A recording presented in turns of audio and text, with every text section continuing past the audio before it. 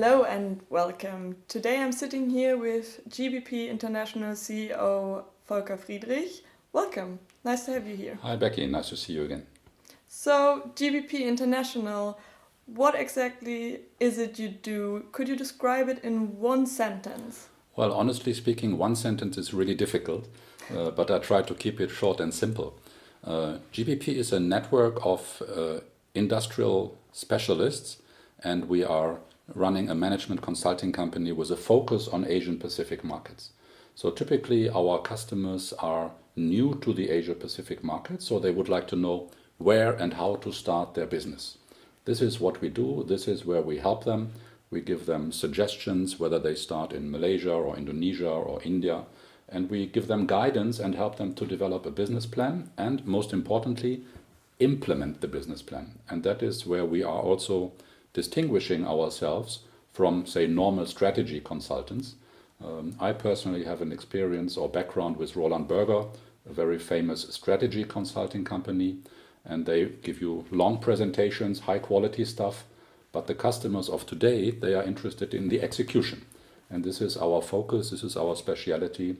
So more than one sentence, but I think this is the minimum I have to tell. Okay, so that was definitely more than one sentence, but you were talking about your background there. So GBP was founded over 20 years ago. What encouraged you to do this? Well, it's an interesting, let's say, personal history of my own development, so to say. And when I started my business career, I was working for a German company called Klöckner, and they sent me over to Asia Pacific as a young sales manager. And I was traveling throughout Asia Pacific, and I was fascinated with the vibes and the culture and the spirit. And I thought I would really love to spend some time of my career being resident in any of these countries. And so it happened to be Malaysia, which I started to like most. We had some small projects where we started, and this was basically the nucleus of the company as it is today. So GBP International is only focused on Malaysia, or is it the whole Asia Pacific? Well, in the beginning, when I started the company, we had a very strong focus on Malaysia because we had actual projects and contracts. But over time, we realized that Malaysia is obviously a very small market. We only have 30 million people in Malaysia, and naturally our customers, they were looking at Asia Pacific, which is of course 1/3 of the world population, if not more, depending how many countries you put into the bowl. So the answer is no, we are not focused on Malaysia, we are focused on any of the Asia Pacific markets. And most of our customers, they are really going regional. So they would like to know, where do I start and how is, let's say, India different from China? What do I need? So this is our concept, and we are really having the 360 view on Asia Pacific. And each and every one of this market is very different in language, in culture, in size, in historical background, in terms of competition. So it's much too easy and much too simplified to say, yes, we go to Asia Pacific. It's country by country, market by market. So you're talking about the 360 view of Asia Pacific and the difficulties on viewing the whole market because it's country by country, as you said. So you would need a really big network to do so. So how did you start building your network? How do you cover all those different countries, cultures, and economical regions? Well, that's a very interesting question, and I think this is actually one of our core assets and our unique assets we have.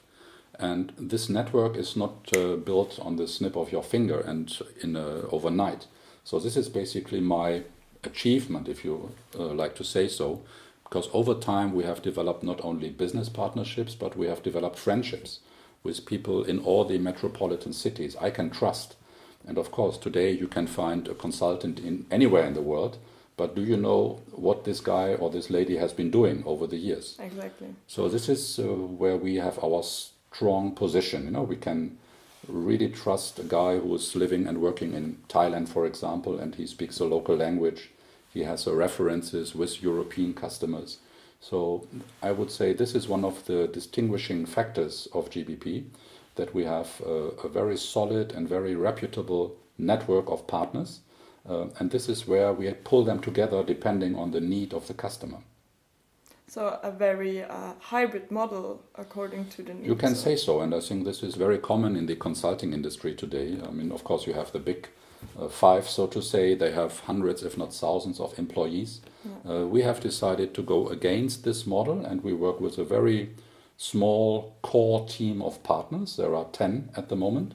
And then, depending on the case, on the industry, on the technologies, we are recruiting specialists to join our team.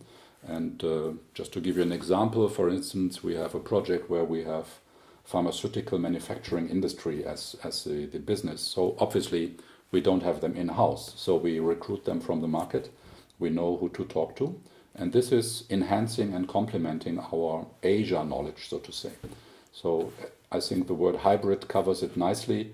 Some people say boutique consultancy, hybrid consultancy. So this is our position in terms of corporate structure. Yeah. So you were talking about a pharmaceutical company. Which sectors does GBP International covers? Is it just pharmaceutical? Is it also automotive? Where do you place? Well, this is, again, you are very good in asking interesting questions because we are, let's say, consultants who understand the business case. So I'm not claiming I know the details of, let's say, an engine to be built for an electrical vehicle. I'm not a chemist who understands the chemical composition of a plastic product. So we are the generalist and we understand the business case. And over the last 20 plus years, we have covered, I would really say, A to Z of most industries where we see export. And if I look at the German market, for instance, Germany is very strong in machinery and engineering, electronics, construction industry, environmental technologies, renewable energy.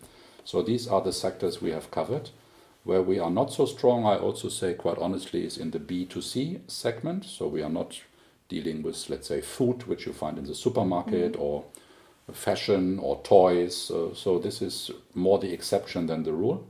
But B2B business, I would claim that we have seen most of it. So if I look at GBP International's profile and all your channels, I can see you have plenty of interviews in your portfolio, and they're quite impressive and quite of a lot high-profile personas you're interviewing. So how did it come to that? Well, that's an interesting development which happened basically over the last 12 months or so. Since COVID started and we were all bound to home office, I was asking myself, how can we present GBP in the internet? And one idea popped up where I said, well, I have so many interesting contacts and people I know. Why don't I invite them to have these one-on-one conversations with us? So we developed this nice series of interviews. And one of the highlights was the previous Prime Minister of Malaysia, Dr. Mahathir, but also business people, ambassadors, academics.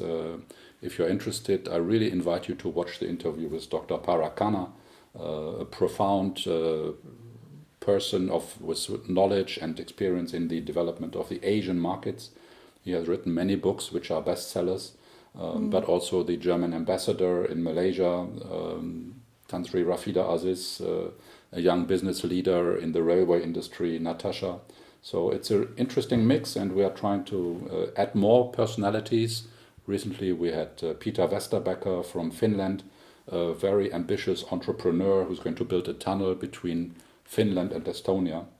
And all these interviews, the overriding storyline, so to say, is we want to give you more knowledge about what is happening in Asia.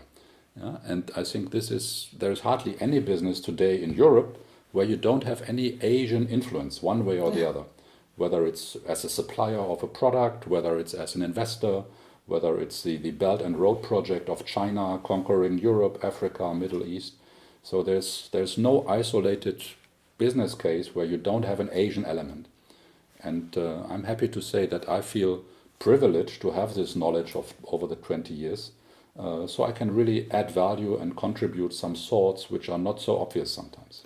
Definitely. I mean, first you need to have this knowledge, so I think the educational part of the interviews is quite important. But then also with the coronavirus crisis, Asia seems further away than ever. Not just because we weren't able to fly there, we weren't able to have meetings there, but also political. It seems to drift away or overtake Europe in a way. So imagine I'm a customer and I want to expand to Asia, but I have no knowledge at all. I have no context there. I don't know whom to trust. How would you help me? Well, that's exactly the starting point of any project we have done in the past. There are the customers who say, okay, I have this idea, somehow I picked it up from wherever, and they contact us, say, look, how can you tell me whether or not my product or my service is going to be successful? So a typical project starts with some kind of market research. And that could be a very deep dive if you know exactly what you want to know. Or we just call it a snapshot survey, where we just do a quick round of interviews, speak to a few people, and then we get a very quick idea whether or not your product is suitable. In most cases, the experience tells us that your product needs to be adopted. We have in Germany, especially in the engineering part, we have the phenomena of over-engineered products. German technicians are very knowledgeable and very, very precise in making the product 150% correct. Somehow or sometimes it's good enough to have 70%. And this is summarizing the discussion when you compare a product between, let's say, from a Chinese competitor with a German competitor. This is, again, a red storyline which we see in many segments, that the Chinese competitors have been learning over the last 20 years quite dramatically, and they are becoming a more and more serious competitor who are giving the customer a product as an alternative, which is, we call it, just good enough, but for half the investment cost. And this is what it's making very dangerous for the German industry. So yes, you're absolutely right on that, but how are you going to compete with that market that gets bigger, faster and better? Well, that's a multi-million-dollar question, and it's definitely a strategic project in itself. But my general advice is, if you can't beat them, join them. So China is going to be the largest market for anything. They have 1.3 billion people. Europe alone has maybe 300 or 400. So if you want to be a global company or a global player, there's no way that you should rule out China. And if you are coming into China with no background, no network, no partner, you are going to pay a very, very big price, and you come back with a bleeding nose. So, and of course, we all know the stories where joint ventures went really bad because China has a reputation for stealing the technology. They have a reputation for building up a copycat product in the next city, and then they are leaving you alone. So we have all seen these stories, and there is no single one-way rule how to avoid all that. But if you enter the Chinese market with a knowledge that all this can happen, you can install, let's say, double checks and cross checks that you are safe with your investment. So we are not recommending that you put all your eggs in one basket, but slowly and gradually you should become a Chinese organization. And the key to success is always the right people. So our emphasis is on giving you, let's say, candidates who have the knowledge, who speak the language, who have been there, who've been living there. And it is bound to fail if you send your, let's say, your project engineer from Germany who has never traveled to Asia, who likes to be home for the weekend. This is not going to happen. So there's also an element of adventure. Yeah. So you must have people who like this as a challenge. And these guys, I'm sorry to say, are not so easy to find these days. That's true. Because it's demanding, it's physically demanding, it's mentally demanding. You have to bring your family along. Your children have to go to international school. So not every family likes that. Obviously, and not to blame them, but as you said, it's quite difficult. There is some kind of trust issue between Asia and Europe in some way. And then also the fact that you don't have a network there, you don't know how the culture works. So in your words, you need GBP International to build that bridge and to have a comfortable way entering the Asian market. Well, I wouldn't say everybody needs GBP. That would be nice. Yeah, that's true. But we can definitely help. We can help you to reach your point of converting your investment into profits, that period can be reduced. We can show you how you can avoid mistakes, very important, because mistakes can cost dearly, not only in terms of money, but also in losing reputation, in losing the trust of the people, the Chinese or the Asian in general. They don't like to lose their face. Yeah? And once you tap into that trap, then there's no return. You lost your face forever. So you have to start from square one again. So all these issues are an element of our overall strategy, how to make an investment successful. Do you think a lot of companies underestimate how difficult it is to enter the Asian market? That answer is a definite yes. And we have seen many, many business cases. We always say double the timeline, triple the budget. Yeah? So it's very tempting on paper, because you say, oh, there are so many customers, so I can multiply my turnover there easily.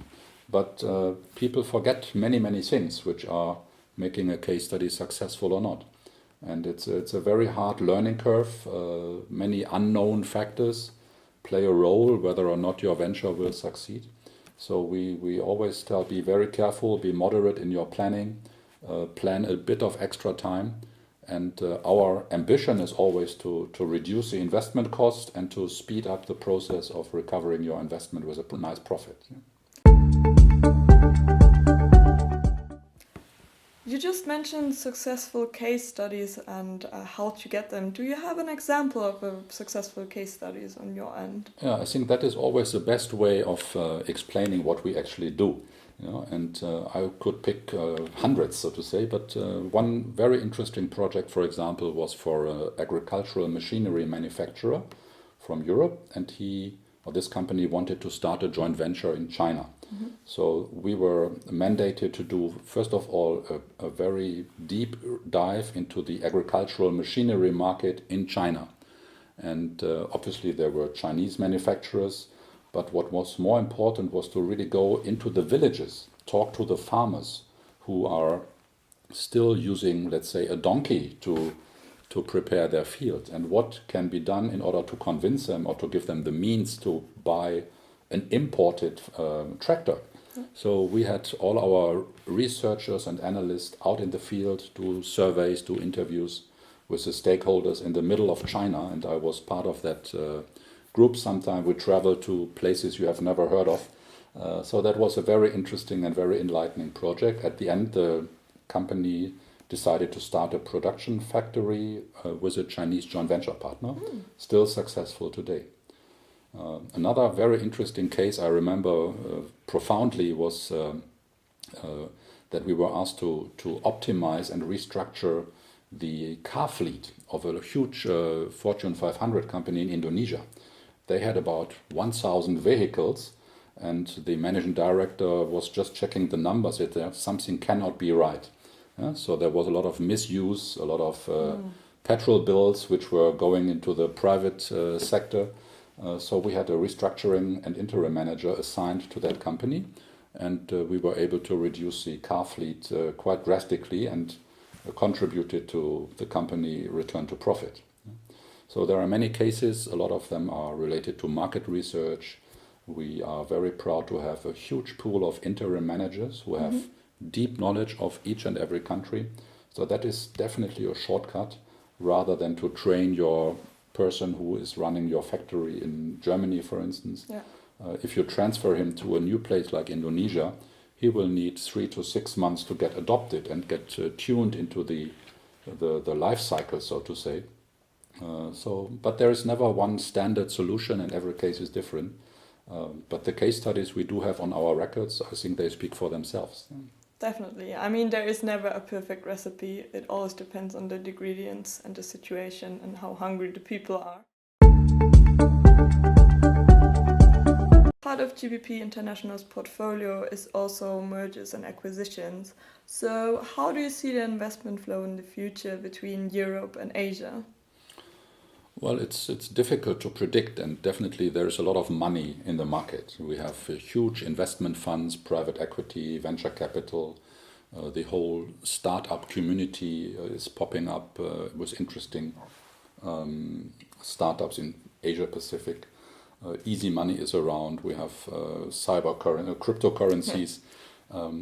So we do have a number of projects where we are consulting with German or European investors who are targeting to buy over Asian competitors. There we see, I would say, the standard transaction from a long list to a short list. Then you do a due diligence. Then you start the negotiation process. You recruit your law team, your legal team, and then you close the transaction. And then all this post-merger integration process starts. This is how we work with European customers, and that's a very interesting business. It's continuing on a very, let's say, stable level. What we see recently is that the appetite of Asian companies, and of course the larger companies from India, from China, the big players from Singapore, Indonesia, they are also eyeing the European markets. There, I'll be very honest with you, we like to do more. We haven't got enough traction from them. One way or one reason or one explanation is that they typically like to work with their own in-house team. They are not so open yet to hire lots of consultants or lawyers. So there we see a little bit of a difference in attitude when it comes to how do you organize an M&A process. Oh, okay. But definitely doing a due diligence is important in both directions, and this is where consultants like ourselves, we can play a good contribution to the success of an M&A project. Do you think there will be a growing demand on the Asian side of the companies that they will also need consultancy from? Well, I would, honestly speaking, see that there will be more intra-Asian demand. I see that, for instance, China is embarking on, let's say, the ASEAN countries, including India, Sri Lanka, Maldives, even Africa, based on the Belt and Road project, where they are really acquiring assets, not only gold mines or coal mines or copper mines, but also big companies who are operating airports.